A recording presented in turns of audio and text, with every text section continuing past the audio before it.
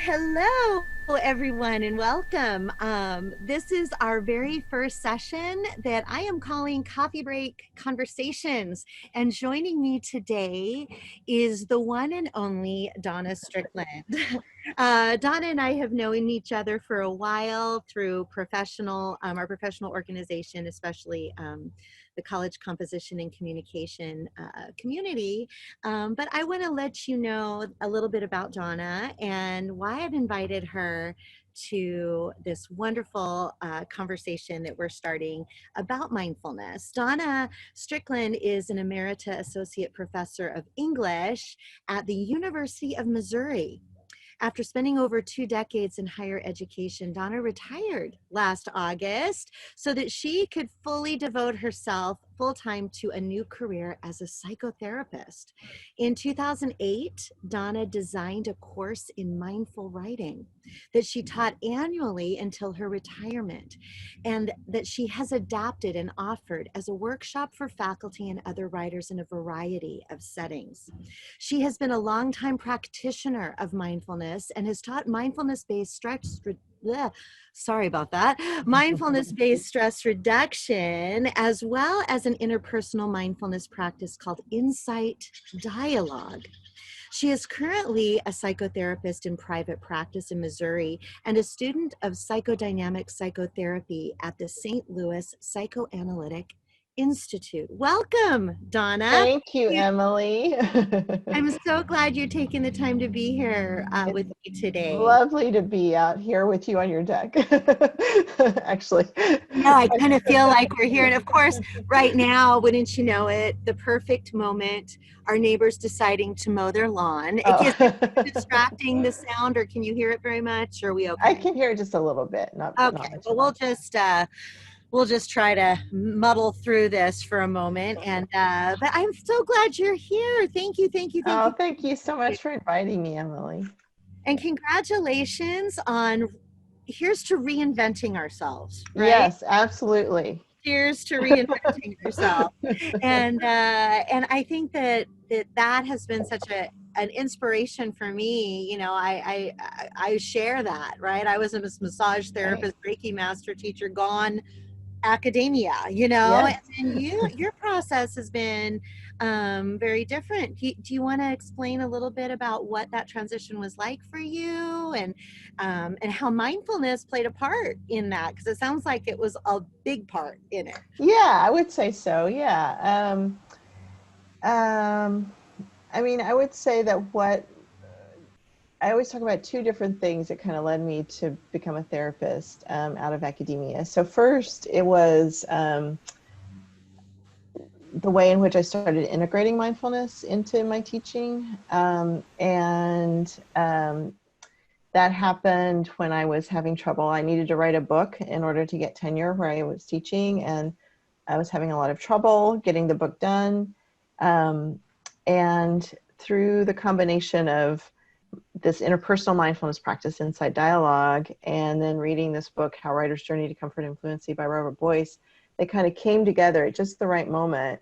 And I realized that I could write, I could apply mindfulness very um, intentionally to my writing, and that could really transform the way I approached writing. So that just like sent me off in this whole direction. And so I became more and more interested in mindfulness and more interested in um, how can we apply mindfulness to our lives. At the same time, I mean, this is 2008 when I started it, right? At the same time, more and more, the field of psychotherapy is like getting more and more interested in mindfulness.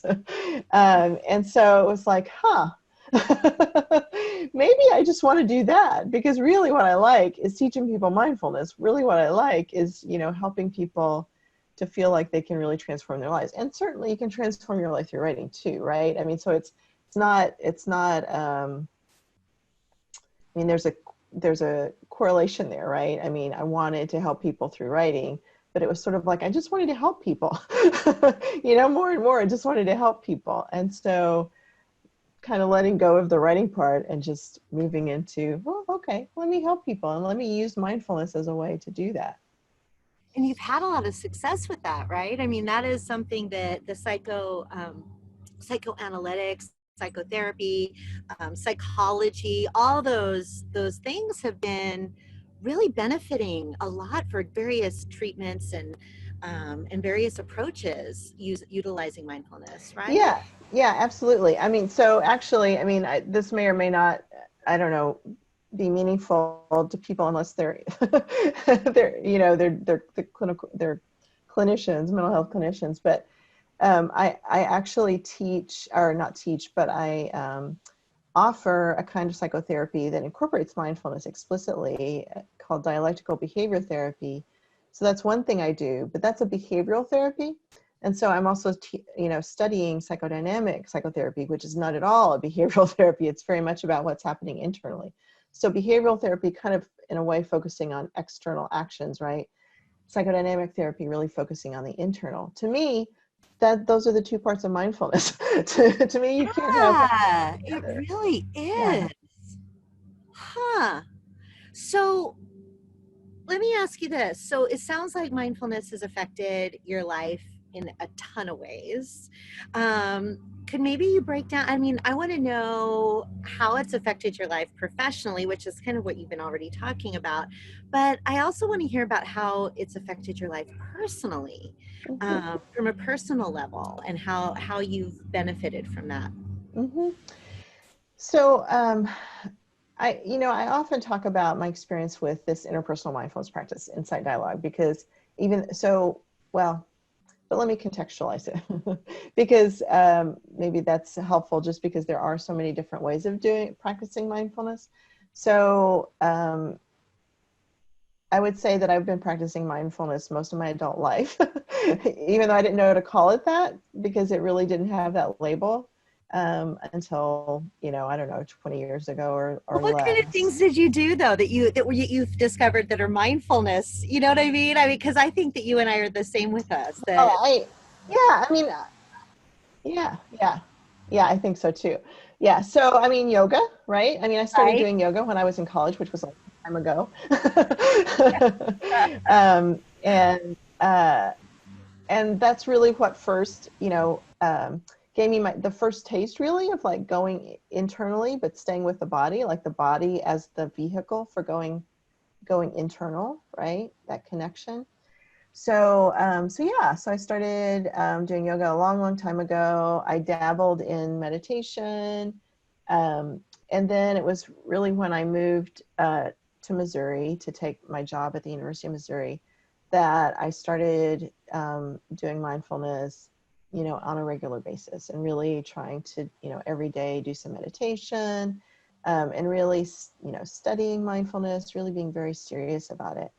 Um, and and I did then have the opportunity to go to a retreat where I learned this interpersonal mindfulness practice, insight dialogue, which just really profoundly, I feel like it just had such a profound effect on me, because it wasn't just about,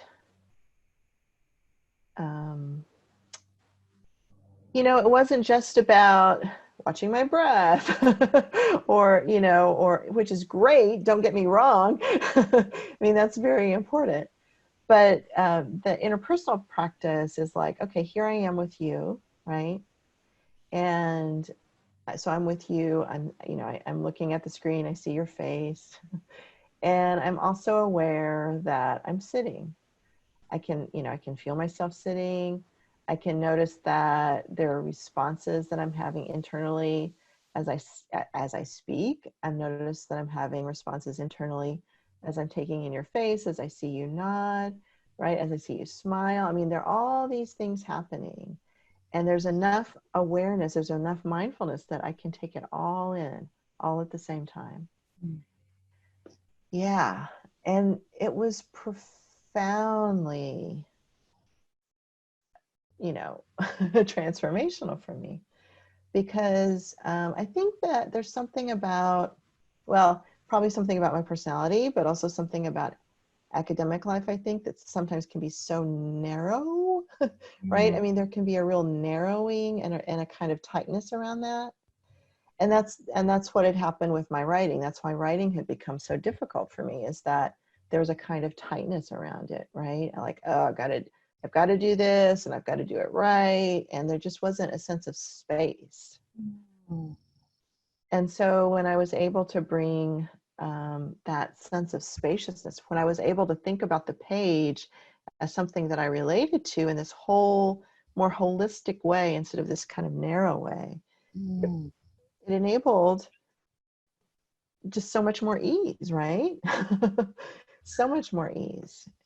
And so I feel like it really transformed what I did as a teacher. I felt like I feel like I was more present as a teacher, less worried about, um, I mean, I would have all these worries about, oh, what do students think of me? Are they learning anything? Right? I mean, again, this like real narrowing, this narrow, right? Tense. And so just being more open in the classroom, more open, with my writing, more open with personal relationships. I mean, very transformational in all facets of my life. Yeah. Well, just sitting here with you, anytime that we're together, I always have this, that I've had the benefit of being with you.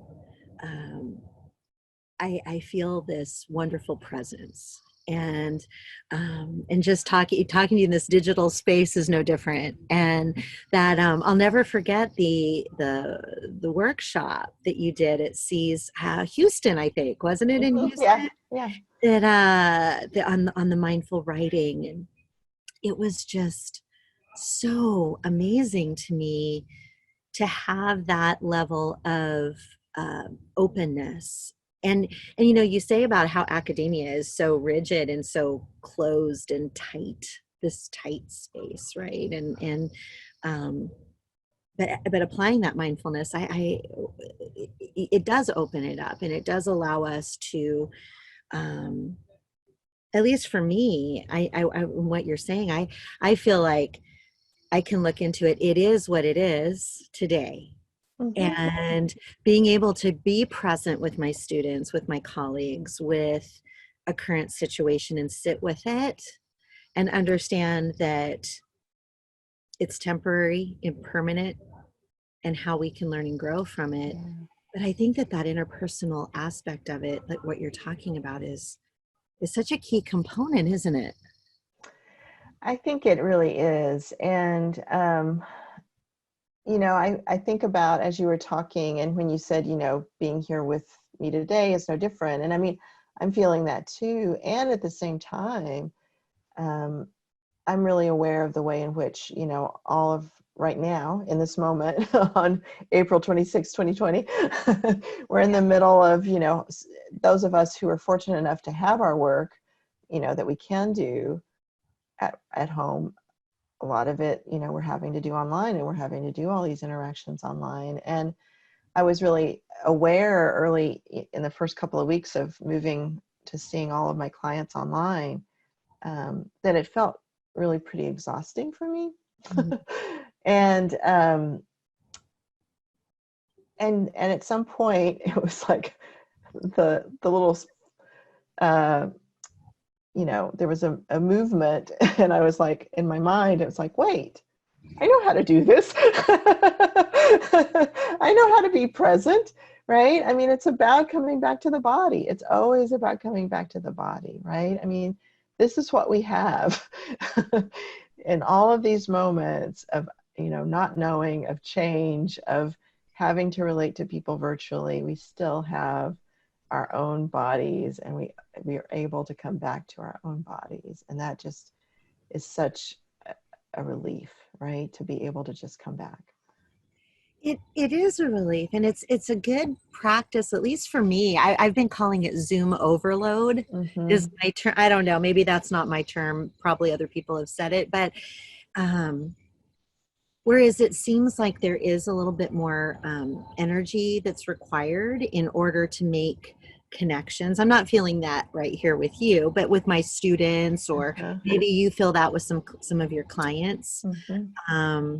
But uh, but I think that it's a really good lesson for us that space is space, regardless of if we're right here and I can actually physically reach out and touch your hand, or if we're states apart and time zones apart, which is what we are, but yet we're still present together. And for us to be able to look at the moment as being what it is and being very precious. And I'm thankful we can record it. So we can get, and I'm being reminded of this, the presence is I'm like, really, my neighbor is doing their thing with their lawnmower and their weed whacker, right? But you know what, it is what it is, right? We live in this world and we can't control it all.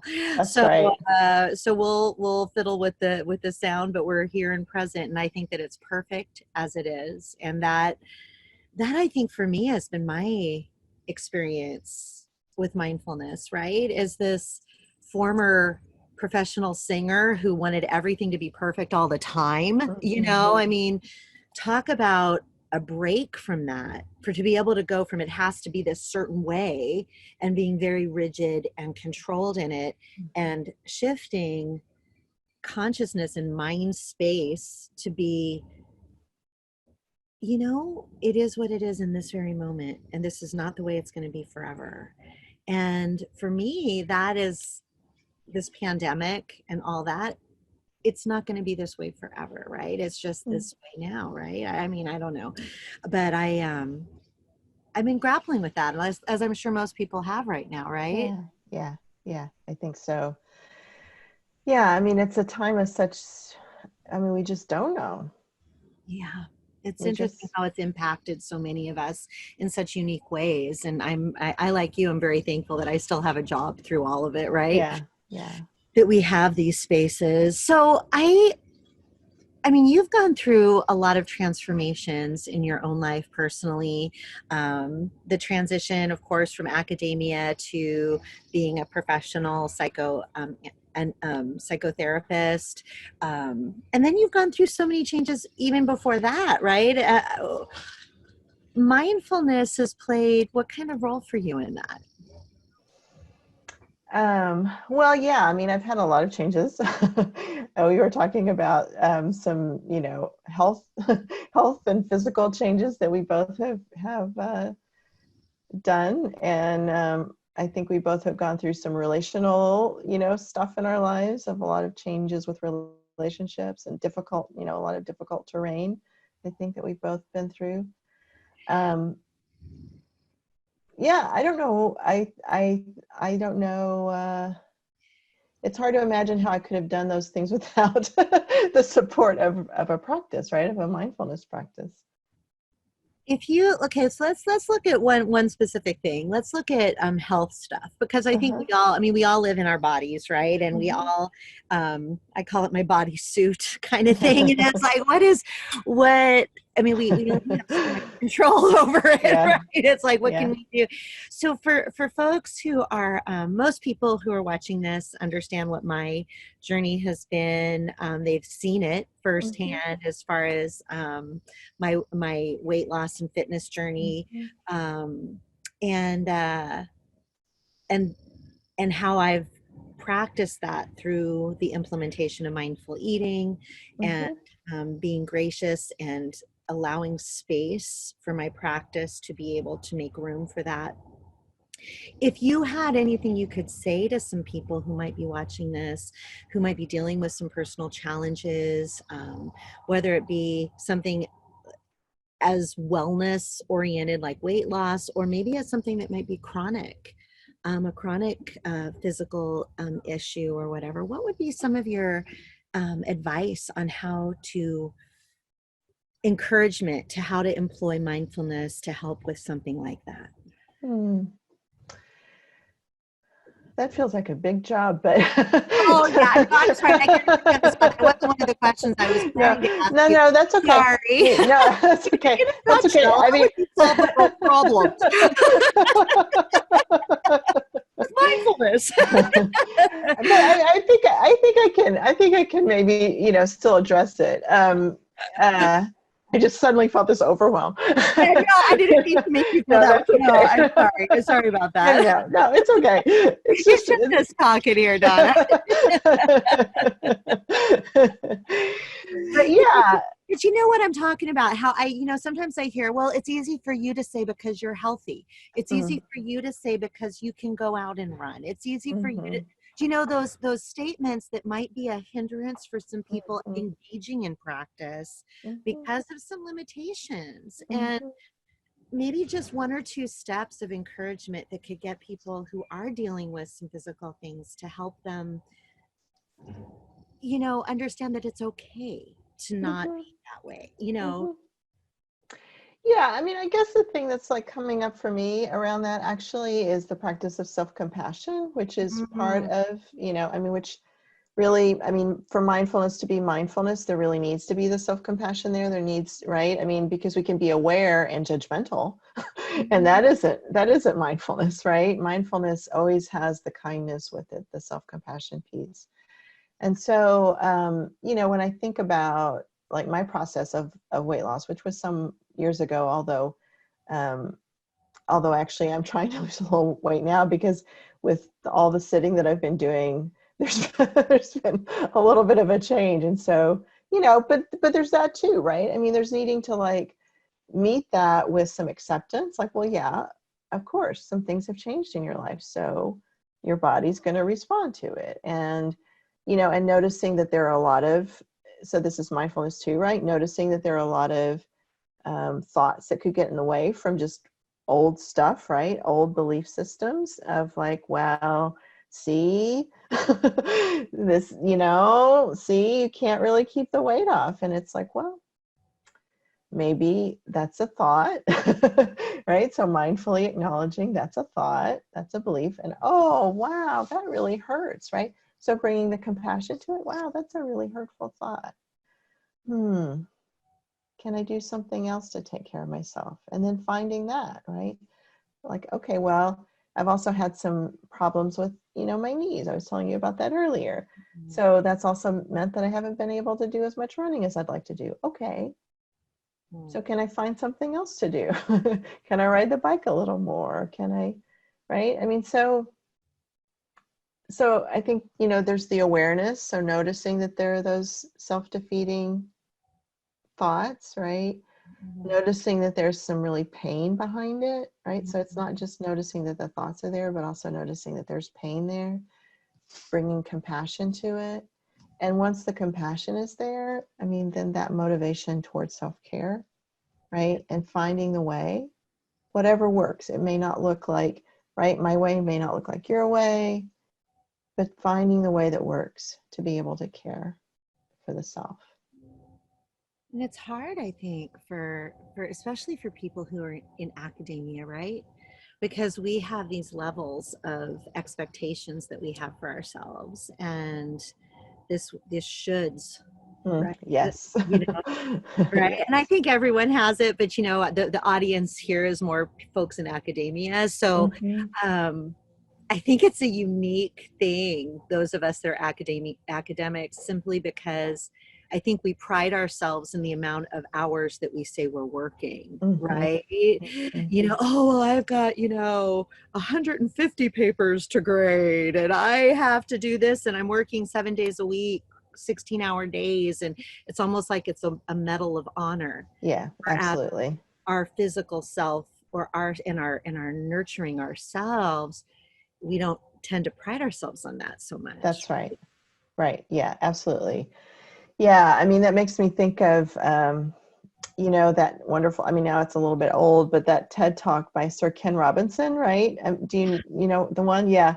And he talks about how, um, in the West, we're educated out of our bodies, right? So that we Yeah, just exist from the neck up and a little to one side, he says, right?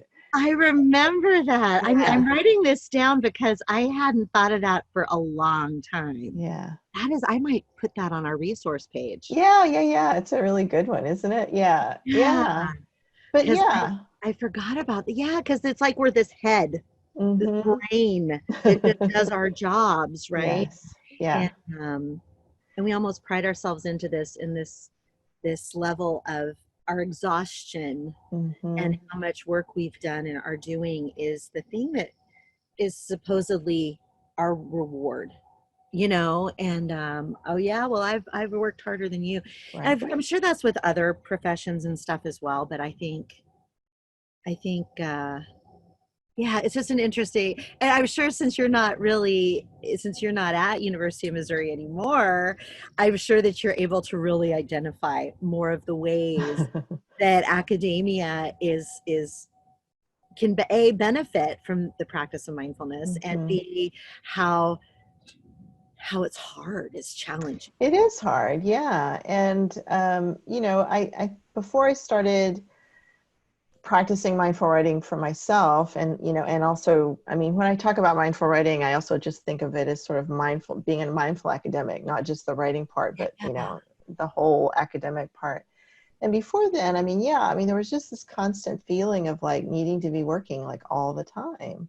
And that was pretty much expected. I mean, that was certainly reinforced, I think, that, yeah, you should be working all the time, right?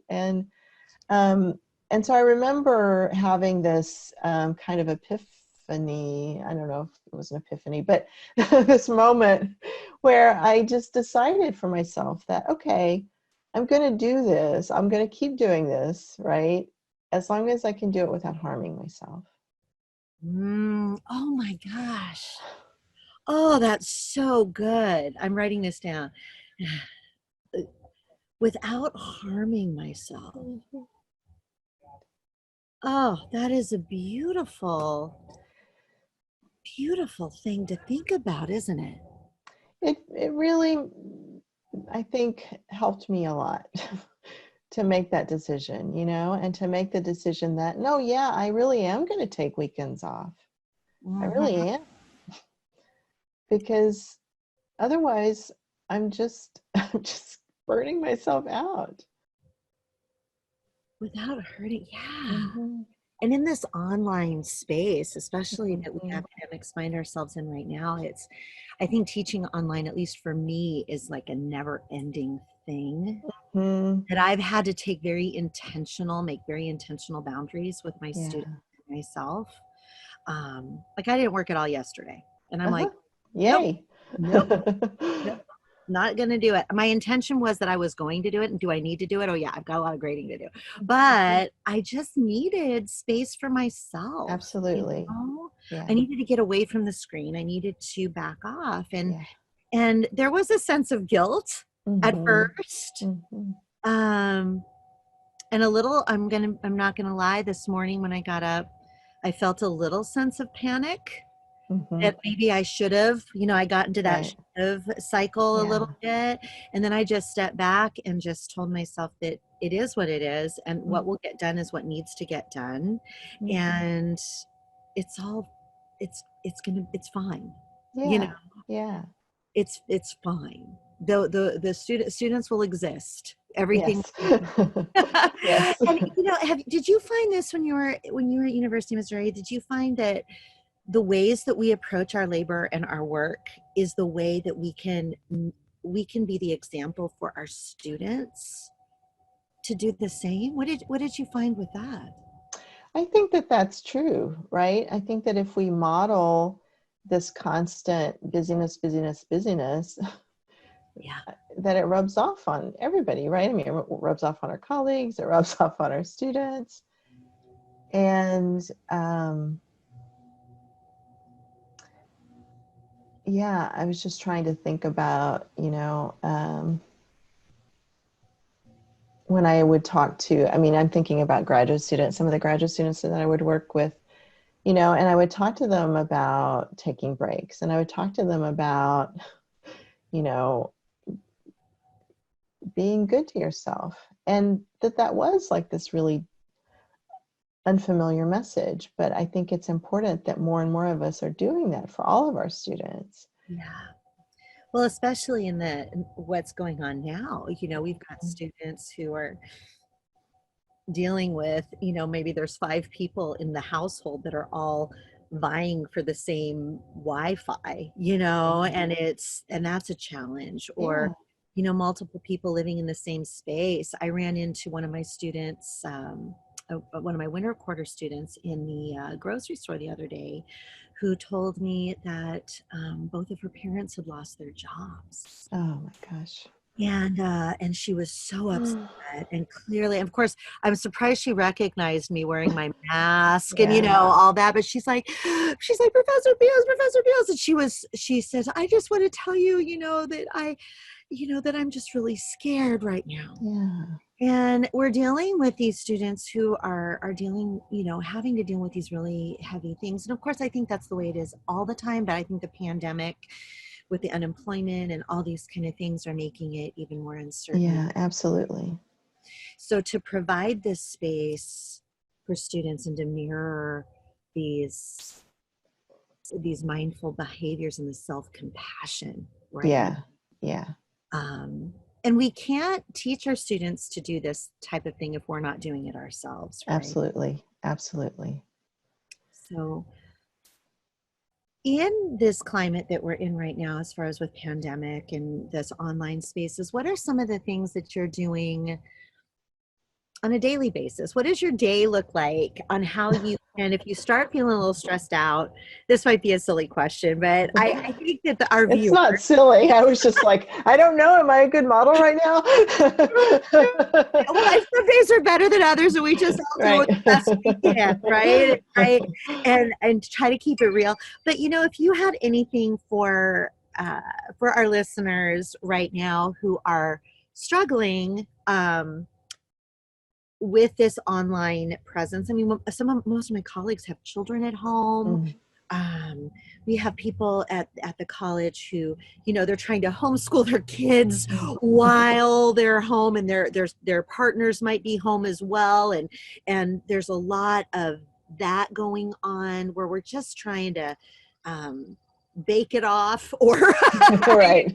enjoy the bake, or what is it that we're doing? What would be something, if you could give some advice to those of us that are struggling with some of those things right now, as well as teaching, trying to take care of our students, trying to take care of our families, trying to take care of all the things? What are some ways that you would recommend us maybe looking at mindfulness practices right now? Yeah, well, and I can talk about some of the things that I do. So, and just offer them as an invitation, if it resonates for others. But I mean, for sure, I think I was talking about this earlier, just coming back to the body. I mean, because it's so easy to get sucked into the screen, all of the energy kind of being directed at the screen. And so when I find myself like getting tense and like, feeling that like, I'm kind of like glued. I am the screen, right? Yes, exactly. To just like come back to the body, and I mean, just something, I mean, it's really simple. Like, okay, I can feel the pressure of the chair against my body. I can feel my feet on the floor. I am a body, right? There is a body here. And just feeling that, taking as many of those sort of pauses to come back to the body as you need to, as often as you can remember to do that. Do you have your timer set on your insight timer like I do, to go off a little bit every once in a while? I don't, because I find that whenever I set timers for myself, I inevitably become habituated to them.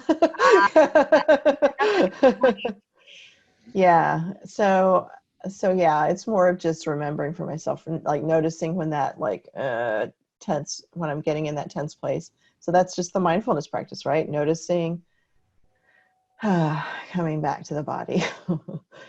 So that's a big one. That's a big one. Yeah.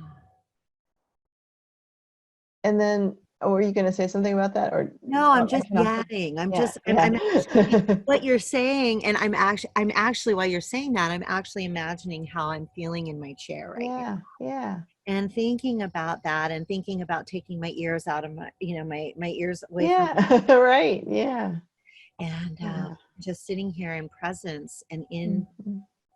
in my body, because I think when we start getting busy and overwhelmed, we tend to live outside of our bodies. Absolutely, absolutely. I mean, it's just what happens, Yeah. right? Yeah. So what else? Give me So, another. well, I mean, I think the other thing you're actually modeling a little bit just by being outside. And so I just feel like it's so important to get outside every day if you can, if it's possible, and to really let yourself just like take in what's out there. And so mindfulness, right? So just like opening awareness out wide, out in nature, if you can get to nature. I'm fortunate enough to live really close to a city park. And so that's nice. I can go there, and there's people mostly socially distance themselves. And, I mean, just like being able to like look at a tree, I mean, to really observe, mindfully observe, be with a tree mindfully, be with flowers mindfully, to really let my attention just be there instead of being so caught up in the mind. So, I mean, so taking stuff in visually, right? I mean, it's another way of being with a body. It's just a different sense, right? I mean, you can feel the felt sense of the body sitting. You can also be aware of the body's capacity to see and to feel the touch of the breeze, or, to hear.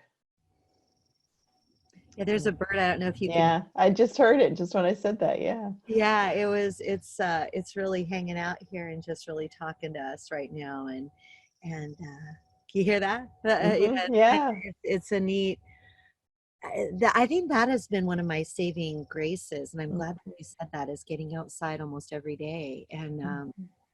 I know I post a lot of pictures of my walks and stuff Yeah. on social media, but honestly, I do that not because I'm trying to brag or anything like that. I take these pictures because I sit mindfully with these pictures that I take. Before I take them, I'm looking at the lily pads on the Hmm. water, and Hmm. to take the picture of it allows it to kind of live on in that Yeah. moment with me. Yeah. And yeah, and that actually just makes me think of another thing, which is the importance of sharing other people's joy. This Ah, was this was actually something that I had the opportunity to practice with last week, with some other folks who do Insight Dialogue. We were meeting online, and that was actually the thing we were really practicing with, is like noticing what's it like to take in another person's joy, even if it's like a small thing, like sharing your pictures, right? And to really just let yourself, right, take that in. Oh, look at Emily's picture of this beautiful place she was. Oh, that feels nice. It feels nice to imagine Emily there. It feels nice to see that picture and to really notice that, take it in. Yeah. and we're living that right now, right? Mm-hmm. We're living kind of vicariously through Mm-hmm. everyone's experiences Mm-hmm. as we're all quarantined and isolated. And thank you for saying that, because I am looking at other people's work, the things that they're putting online, and I think taking that as, oh, that I love that, being joyful and being happy for other people will help maybe us get out of some of this self-seclusion Yeah. Yeah. energy that we find ourselves in, right? Mm-hmm. Yeah, interesting. Golly, this is terrific. Have you found, are you practicing yoga through all this at all? I'm practicing yoga. It's interesting because I think it's an interesting challenge. I'm, finding a balance, Yeah. because I thought, I don't have to commute, I don't have to drive. And so I thought I'm going to have so much more time. And in a way, I don't feel like I do.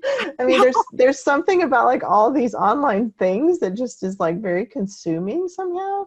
Yeah. And so I really have to remind myself, right? But I certainly give myself some kind of, I do something for my body every day. I mean, yoga, or sometimes Pilates, Mm. something to come back into the body. Absolutely. I mean, it feels so important because uh, there's just the awareness practice of being in the body, but there's also noticing that the body doesn't feel good, that the body is like sitting too much, and so to give the body, yeah, some relief.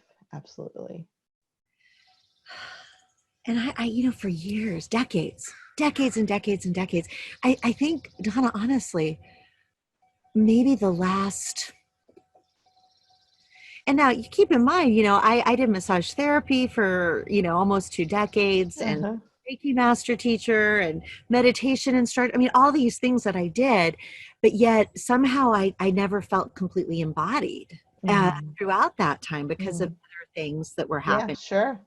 And it's easier to disassociate and Yeah. to work with other people than it is to work with myself. Mhm. Really, for the past maybe 3 years or so, has been the first time I feel like I've been fully embodied, Mhm, mhm. and so this is a new thing for me, and I'm excited about it. Yeah. Um, and it's a weird thing to talk about, right? It's like, well, of course Mhm. you're in your body, but sometimes we don't feel like we are. Oh, yeah. Sometimes we don't. Absolutely. I mean, there have been plenty of times over the last 6 weeks or so that I haven't felt like I'm in my body. I know. Yeah. And so, using these practices to come back. Yeah. Come back and remember. I know that Mhm. I have an online yoga thing that I do. Mhm. I think yoga studios have been very clever Yeah. incorporating things, and this one yogi, he his shavasana, when we're in shavasana, he always says, take a moment to really fully be present in every cell of your body. And Mm, for me, that's just so poignant. And yeah. right now, as we're living in these virtual spaces, to keep that presence Absolutely.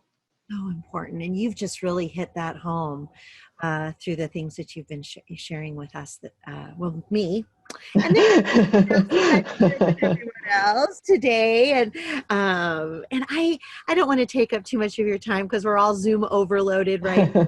Definitely appreciate you taking this time with me.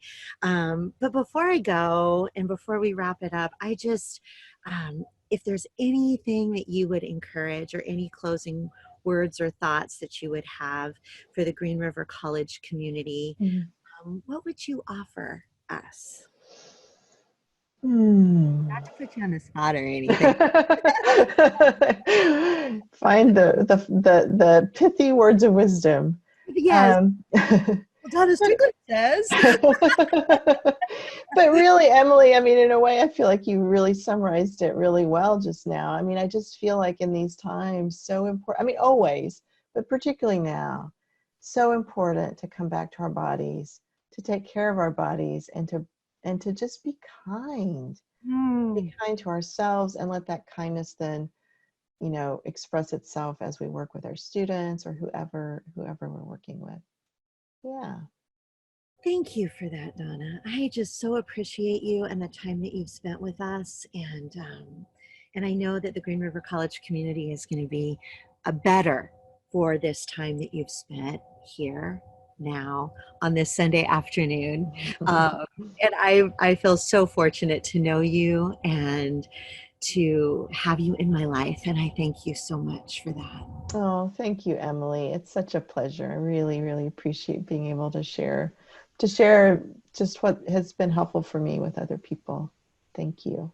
So much. And and with that, I'm going to call this coffee break conversation a wrap.